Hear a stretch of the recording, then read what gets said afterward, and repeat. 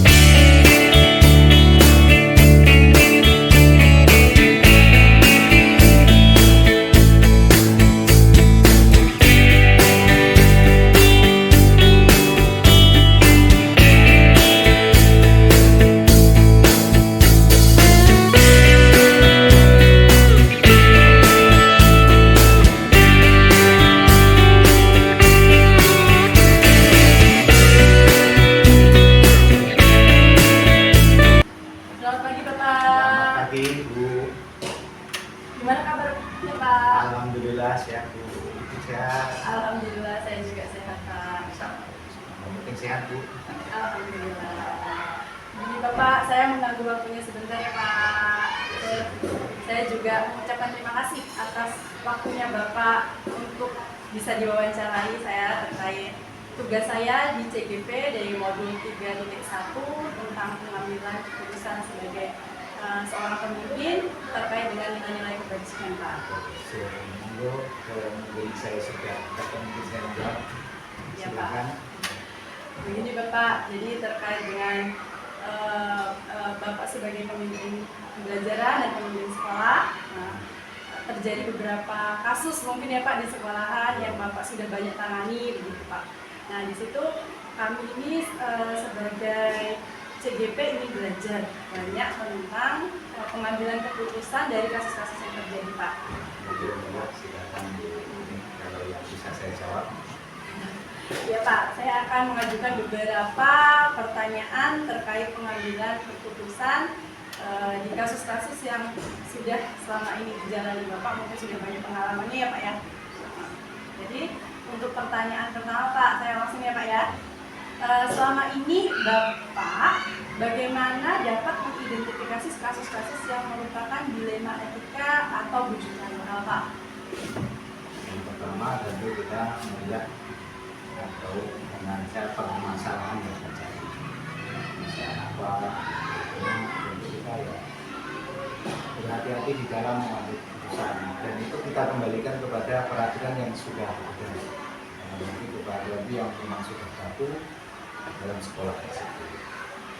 Jadi menganalisa masalah, kemudian dikembalikan lagi ke peraturan yang sudah ada, yaitu peraturan sekolah ya Pak ya, dijadikan rujukan seperti itu ya Pak. Nah, yang kedua Pak, selama ini bagaimana Bapak menjalankan pengambilan keputusan di sekolah Bapak, terutama untuk kasus-kasus di mana ada dua kepentingan yang sama-sama benar atau sama-sama mengandung nilai kebajikan. Dua kepentingan Pak, sama-sama benar. Tentunya kita memang juga kembali tadi menganalisa permasalahan yang terjadi. Kedua pihak kita wawancarai apa sebenarnya yang permasalahan yang terjadi, dan keputusan itu nanti setelah kita putuskan betul-betul kedua pihak itu tidak merasa dirugikan dan sama-sama menerima. Jadi kedua belah pihak sama-sama menerima keputusan yang sudah diambil ya Pak untuk kepentingan bersama-sama juga ya Pak. Yang ketiga, langkah-langkah atau prosedur seperti apa yang bisa Bapak lakukan selama ini? Prosedurnya Pak, penyelesaian masalah. Tentu saja pertama kita ya dengan teman sejawat itu kita harus saling sharing. Setelah kita sharing, kita kasih masukan dan peraturan itu seperti apa yang harus kita taati dan permasalahan apa yang sedang dihadapi. Jadi permasalahan itu tidak cukup hanya buat keputusan oleh kita, tapi berdasarkan dari masukan teman sejawat atau guru yang lain. Ya, jadi menghubungi guru yang lain atau rekan sejawat untuk membahas tentang masalah yang terjadi, kemudian bisa keputusannya ya Pak ya. Ya, betul. Ya, Pak. Terus yang keempat, hal-hal apa saja yang selama ini Bapak anggap efektif dalam pengambilan keputusan pada kasus-kasus dilema etika, Pak? Untuk efektif dilema itu ya banyak sekali ya, karena harus ada pihak-pihak yang memang betul-betul memberi masukan dengan kita, terus memberi jika itu memang salah dalam memberi keputusan, tentu saja ada masukan dari sejawat. Jadi tanpa kita ada masukan dari teman, tentu kita akan mengalami kesulitan. Tapi ketika teman kita itu memberi masukan, seperti permasalahan ini Pak, mungkin ini keputusan kalau kita buat akan menjadi salah.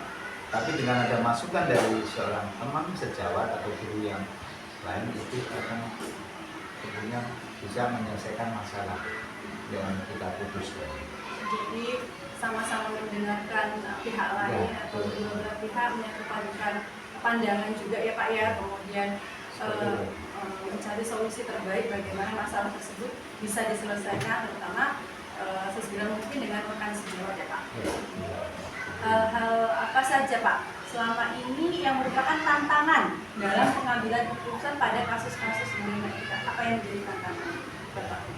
Pertama tentu apabila kedua belah pihak itu masih bersikukuh tidak menerima keputusan, ini yang akan menjadi tantangan kita. Akan tetapi kita harus selalu mencari solusi atau permasalahan yang bisa menyelesaikan. Contoh misalnya kita harus mencari mengidentifikasi permasalahan tersebut, kemudian kita mewawancarai kedua belah pihak, sehingga kedua belah pihak ini betul-betul nanti permasalahan itu ketahuan, permasalahan apa yang mereka hadapi. Ketika itu keputusan itu betul-betul kita putuskan, kedua belah pihak itu betul-betul bisa menerima. Jadi pernah mengalami tantangan kedua belah pihak itu Ya, tidak sama-sama menerima. tidak bisa sama-sama menerima. Iya. Kemudian Bapak mencari solusi ya Pak, dengan mencari informasi, kemudian menganalisisnya, dan kemudian juga berkoordinasi dengan pihak-pihak rekan sejawat, teman lain, gitu, sehingga masalah tersebut dapat diselesaikan ya Pak. Yang keenam Pak, apakah Bapak memiliki sebuah tata cara atau jadwal tertentu dalam penyelesaian kasus dilema etika? Apakah Anda langsung menyelesaikannya di tempat atau memiliki sebuah jadwal untuk menyelesaikannya? Bentuk atau prosedur seperti apa yang Bapak sedangkan Pak? Pertama, kita tentu kembali lagi melihat permasalahan yang terjadi. Kita harus melihat lagi, menganalisa lagi permasalahan itu. Terus kita tidak langsung membuat keputusan sekaligus hari itu juga selesai. Tapi kita butuh mungkin setelah waktu untuk menganalisa atau melihat permasalahan yang terjadi. Kalau memang permasalahan itu sangat berat, ya tentu kita bisa tempoh 2 hari, 3 hari, atau 1 minggu, itu baru ada titik terang atau ada keputusan dari kita.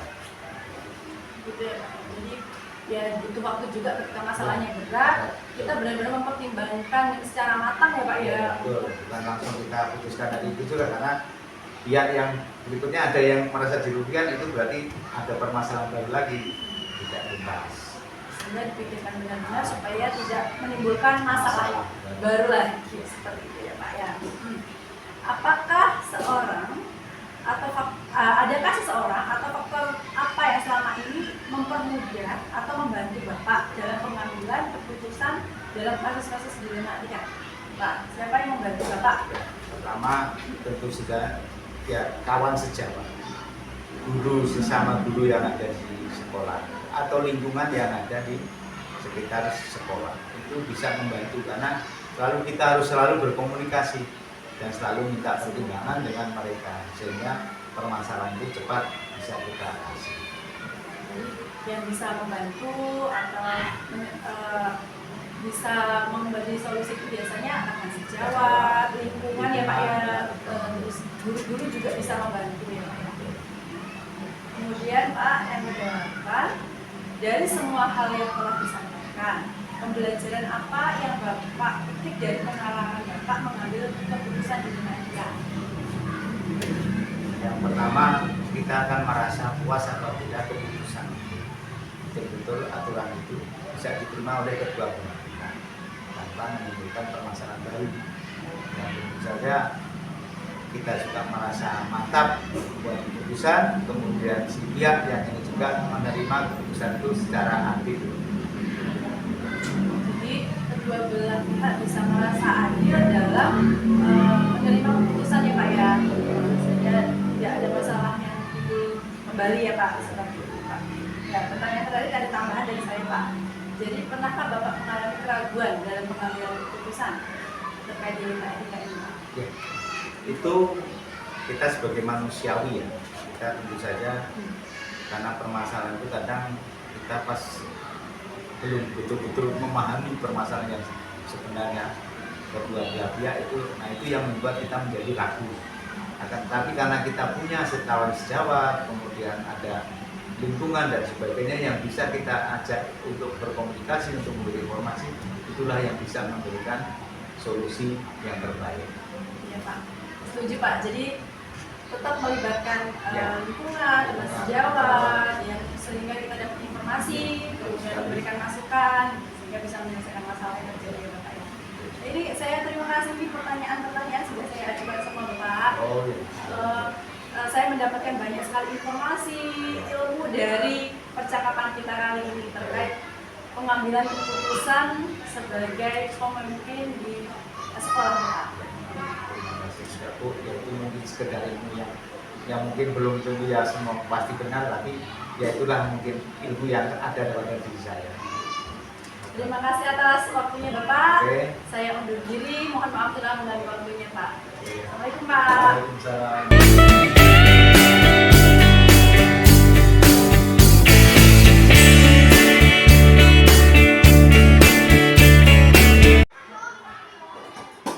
Selamat pagi Bapak. Assalamualaikum. Selamat pagi, Waalaikumsalam. Gimana Pak kabarnya Pak? Alhamdulillah sehat Bu.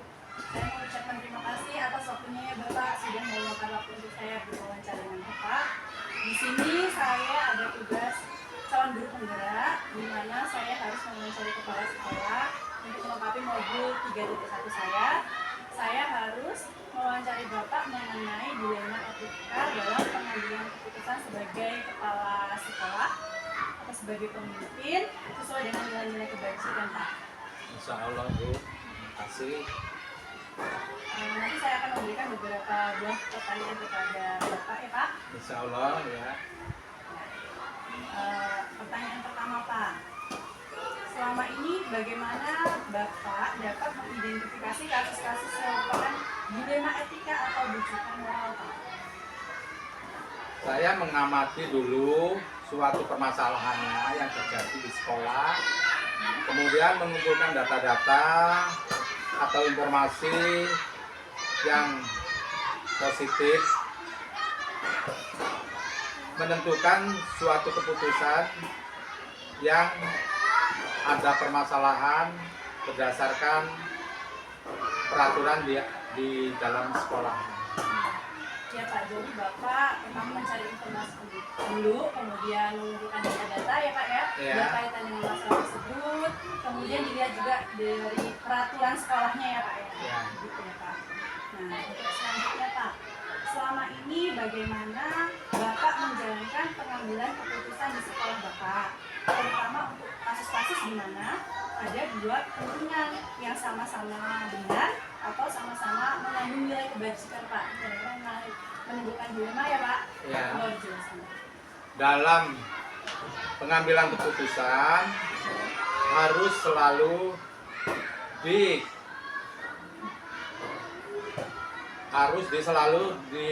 balik di kebalikannya suatu peraturan. Setiap pengambilan keputusan saya selalu menjalin hubungan dengan guru-guru yang lain atau guru-guru yang senior, kemudian memastikan bahwa keputusan tersebut benar-benar dipahami, karena selalu ada kesalahan di balik suatu kejadian yang sebenarnya. Ya Pak, jadi untuk pengambilan keputusan Bapak kembalikan lagi kepada peraturan ya Pak ya. Kemudian Bapak juga mengambil keputusan dengan menghubungi rekan sejawat ya Pak, terutama guru-guru. Iya. Sehingga benar-benar dipahami tadi tersebut ya Pak. Kemudian Pak, langkah-langkah atau prosedur seperti apa yang bisa Bapak yang biasa Bapak lakukan selama ini Pak? Kan ada 3 prosedur ya Pak, berdasarkan prinsip itu ada berdasarkan peraturan, terus kemudian ada hasil akhirnya, kemudian yang ketiga itu berdasarkan rasa peduli Bapak biasanya melakukannya. Yang pertama ya saya mencari informasi dulu. Saya akan datang ke lapangan, turun langsung untuk berwawancara dari berbagai pihak. Setelah itu saya menganalisis untuk pengambilan keputusan yang baik, gitu Bu. Iya, jadi saya juga setuju dengan pendapat Bapak tadi, yaitu mencari informasi terlebih dahulu ya Pak dari Iya. lapangan, jadi tahu secara langsung, kemudian mewawancarai berbagai pihak yang ada di sana yang tahu kejadiannya ya Pak. Setelah itu Bapak mengambil keputusan yang baik, seperti itu ya Pak. Iya. Terus hal-hal apa saja yang selama ini Bapak anggap efektif dalam pengambilan keputusan pada kasus-kasus dilema etika Pak? Kalau pribadi saya merasa suatu pengambilan keputusan yang efektif apabila dilakukan dengan spontanitas, tergabung objek atau permasalahannya di lapangan. Saya ngobrol dengan tim manajemen sekolahan, ya mungkin itu rekan-rekan seperti bendahara, kemudian guru-guru yang lebih senior, itu saya ajak bermusyawarah atau informasinya, kemudian didengar pendapat supaya keputusan itu dengan bersama-sama dari keterangan dari guru-guru itu tadi.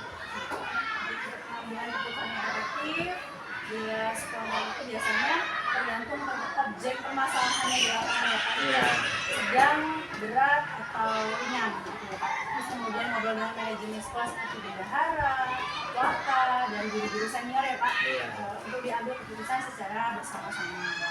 Kemudian Pak, hal-hal apa saja yang selama ini merupakan tantangan dalam pengambilan keputusan pada kasus-kasus dilema etika Pak? Tantangan itu yang saya hadapi dalam pengambilan keputusan apabila kurang bisa diterima, tentu saja kita harus bisa meyakinkan orang-orang yang terlibat dengan keputusan kita, itu Bu. Jadi tantangannya itu ya tadi ya Pak, dalam pengambilan keputusan itu tidak semua orang itu terima dengan keputusan itu. Ya, tidak. Kadang ada yang bisa kurang terima ya Pak. Ya. Dan kemudian Bapak selanjutnya adalah meyakinkan orang-orang yang terlibat dalam keputusan ini bahwa keputusan itu adalah benar-benar yang efektif dan benar ya Pak. Kemudian Pak selanjutnya, apakah Bapak memiliki sebuah tata cara atau jadwal tertentu dalam sebuah penyelesaian kasus dilema etika Pak? Apakah langsung diselesaikan di tempat atau memiliki jadwal untuk menyelesaikannya Pak? Bentuk prosedur seperti apa yang Bapak jalankan? Kita sebagai kepala sekolah tidak ada jadwal tertentu untuk penyelesaian masalah ya Bu ya. Pokoknya kami harus bisa menyelesaikan dengan baik dan bisa mungkin selesai tidak terlalu lama, jadi secepat mungkin gitu. Jadi tidak ada jadwal tertentu ya Pak? Tidak ada jadwal tertentu kan. Pokoknya bisa selesai dengan baik dalam jangka waktu yang tidak terlalu lama. Iya. Oke Pak. Selanjutnya Pak, adakah seseorang atau faktor-faktor apa yang selama ini mempermudah atau membantu Bapak dalam pengambilan keputusan dalam proses dengan apa yang membantu Bapak? Yang membantu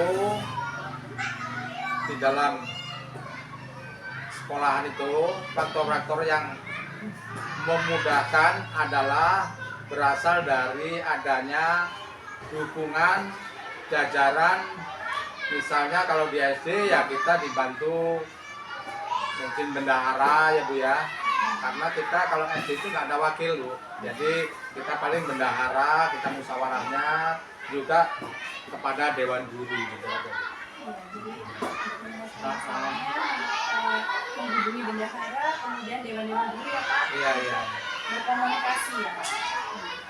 Selanjutnya Pak, dari semua hal yang telah disampaikan, pembelajaran apa yang dapat Bapak dari pengalaman Bapak mengambil keputusan di lain itu? Dalam mengambil keputusan dari etika, saya sebagai kepala sekolah itu pengalaman saya adalah guru terbaik. Kita belajar dari berbagai kejadian untuk setiap kasus yang ada di sekolah atau permasalahan yang terjadi di lapangan, khususnya ya di sekolah kami. Jadi pembelajaran adalah dari pengalaman ya Pak. Jadi pengalaman itu adalah guru terbaik. Jadi kalau semakin banyak masalah, kadang-kadang jadi pengalamannya semakin banyak juga ya Pak. Iya. Semakin sudah biasa gitu di lapangan. Terima kasih ya Pak sudah memberikan tanggapan dari beberapa pertanyaan dari wawancara saya Pak. Nah, itu saya mendapatkan banyak sekali pembelajaran atau apa yang sudah Bapak sampaikan tadi bisa saya ambil sebagai pembelajaran saya dari pengambilan keputusan ini Pak, sebagai seorang pemimpin terutama di sekolah Pak. Berdasarkan nilai-nilai kebajikan universal. Mungkin pengalaman Bapak yang sangat banyak bisa saya jadikan Pak. Terima kasih Bapak atas wawancaranya ya Pak ya, atas waktunya. Alhamdulillah saya mendapatkan banyak sekali masukan dan pengalaman dari wawancara ini Pak. Dan apa sekiranya tadi dalam wawancara ada kekurangan, saya mohon maaf ya Pak ya. Sama-sama Bu. Terima kasih Pak. Assalamualaikum. Salam.